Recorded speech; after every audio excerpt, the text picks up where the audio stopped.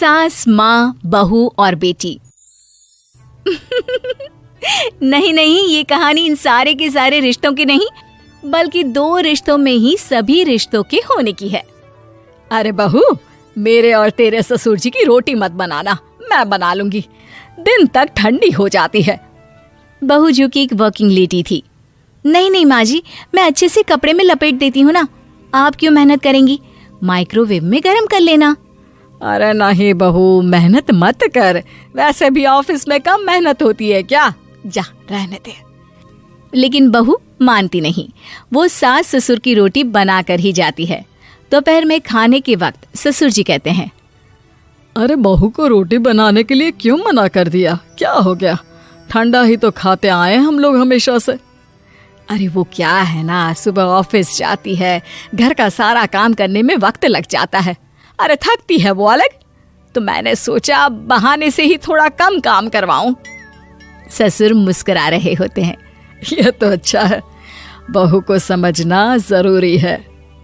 वक्त बीत रहा था, घर में सब खुश थे कि एक दिन, माँ जी आप शाम को थोड़ा टहलने निकला करें, घर पर रह रहकर हड्डियां जाम होती है, पापा को भी ले जाया करिए, मैं वक्त पर तो आ जाती हूँ। बहू ठीक 5 बजे ऑफिस से घर आ जाती है, फिर चाय नाश्ता बनाकर सास ससुर के साथ बैठती, उन लोगों को सारा दिन का हाल बताती। रात को पति घर आता है। क्या बात है बेटा, ऑफिस से आकर कभी हम लोगों के साथ भी बैठा कर। अरे माँ, दिन रात काम करके मन ही नहीं करता, अगले दिन की फिर तैयारी होती है, आप और पापा ही कमरे में आ जाओ। इससे अच्छी तो बहू है, कितना भी थकी रहे, घर आकर हम लोगों के लिए चाय नाश्ता बनाना, फिर बातें करना।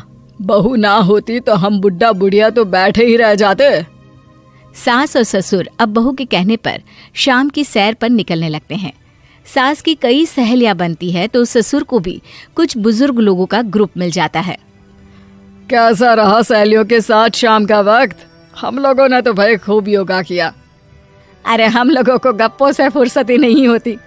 वैसे मिसेस मल्होत्रा आज बहू के बारे में कुछ बोल रही थी। तभी वहां ऑफिस से बहू आ जाती है जो जींस और टॉप में होती है। क्या बात है माँ, क्या कह रही थी आपकी सहेली आपकी बहू के लिए? सास इस बार बहू को कुछ अलग तरीके से देखती है और उल्टा सवाल ही दाग देती है। क्या कह रही थी वो हटा, ये बता, तेरे ऑफिस में तो मर्द भी काम करते होंगे ना? बहू जो अब तक मजाक कर रही थी वो सीरियस हो जाती है। मर्द होंगे नहीं माँ जी, मर्द ही ज्यादा हैं, हम 5 ही लड़कियां हैं ऑफिस में। अरे तो अच्छा लगता है क्या ऐसे कपड़े पहनती हो? कल से तुम ना साड़ी पहनकर ऑफिस जाना, और हाँ, शाम का नाश्ता थोड़ा जल्दी बनाया करो, नाश्ता बनाकर बाद में ही ऑफिस के कपड़े चेंज करने जाना। बहू को समझ में नहीं आता कि सास को हो क्या गया है, लेकिन वो कुछ नहीं कहती, सीधे किचन में जाकर चाय नाश्ता बनाती है और सास ससुर को दे देती है। अगले रोज बहू ऑफिस के लिए तैयार होती है तो खूब सुंदर सी साड़ी पहनती है और ऑफिस के लिए निकलने से पहले सास और ससुर के पैर छूती है और निकल जाती है।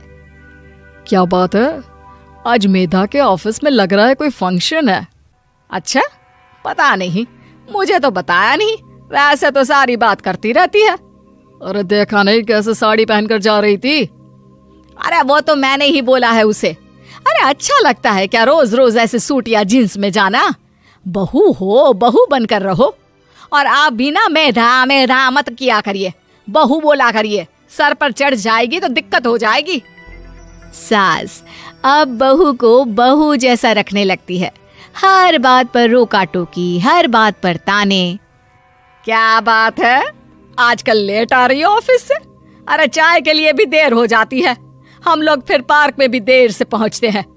सभी की बहुएं वक्त से चाय नाश्ता करा देती है अपने सास ससुर को, बस एक तू ही है जो उस वक्त ऑफिस से निकलती है। माँ जी, वो एक रास्ता पुलिस वालों ने न जाने क्यों बंद कर रखा है, जिसके कारण ट्रैफिक ज्यादा हो जाता है।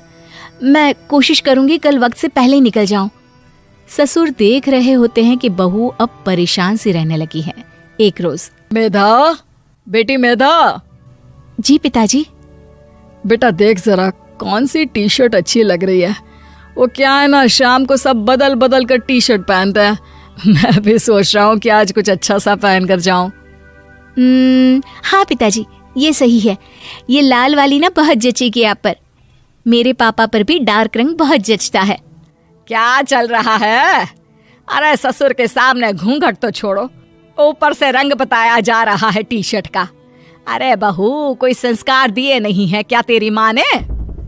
बहू इस बार बहुत निराश हो जाती है। वो वहां से तुरंत अपने कमरे में चली जाती है। अब बहू घर का सारा काम करती, ऑफिस जाती, लेकिन साड़ी और सर पर पल्ला लेकर। एक बार पड़ोसन उनके घर आती है। वाह सुमित्रा बहन, बहू का तो रूप ही बदल दिया। ठीक किया, बहू बहू जैसी ही अच्छी लगती है। अच्छा चलती हूँ मैं। पड़ोसन के जाने के बाद सास बड़ी अकड़ के साथ कहती है, देखा मेरा कमाल, कैसे मैंने मेधा बहू को कंट्रोल में कर लिया। अब बारी ससुर के बोलने की थी। हाँ सुमित्रा, बिल्कुल ये काम तो किया है तुमने, लेकिन कभी सोचा क्या खो दिया? क्या खो दिया? मैंने तो कुछ नहीं खोया जी। खोया है, पहले बहू जब ऑफिस जाती तुम्हारे पैर छूकर तुम्हें गले लगाती, लेकिन अब सिर्फ पैर छूती है।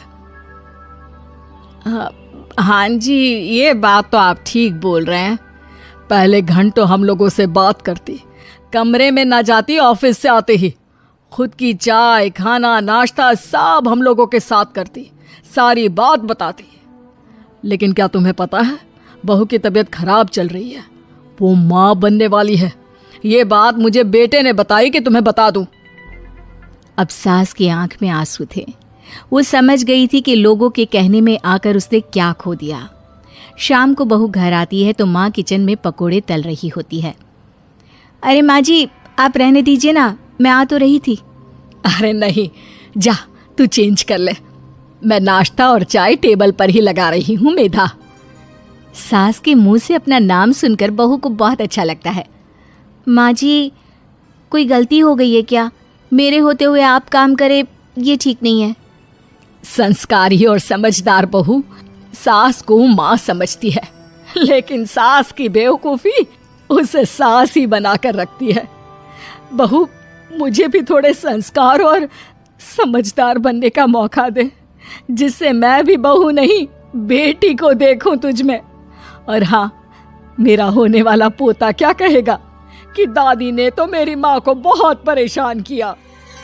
बहू सास को गले लगा लेती है। नहीं माँ जी, वो कहेगा कि माँ को तो दादी ने बेटी बनाकर रखा है।